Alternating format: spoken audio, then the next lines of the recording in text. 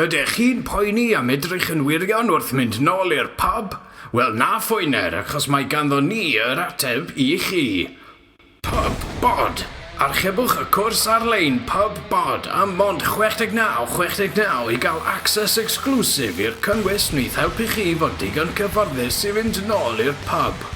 Mae'r rhan cyntaf yn cynnwys ymarferion corfforol I gael eich corff yn barod am y pub, gan gynnwys casual bar lean, denu sylw, cadw pellter, signo'r bol I fewn, jocio pool cue, cario paint, codi drwsys, cario 2 paint, chwarae darts, cario 3 paint, chwarae pool, cario hambwrdd o ddiodydd, agor paced o pork scratchings, beer mat flips.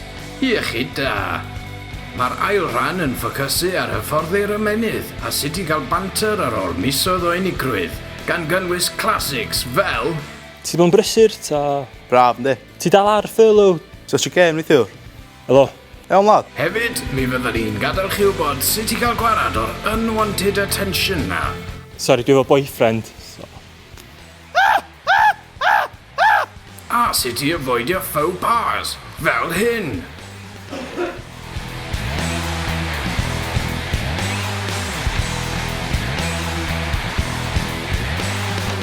A heb anghofio, rheolau eiraidd y dafarn gan gynnwys yr urinals. O, na, bach rhy agos, boys. Na fo.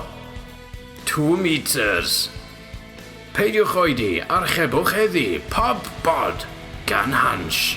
At Hansh S4C am fwy o wybodaeth.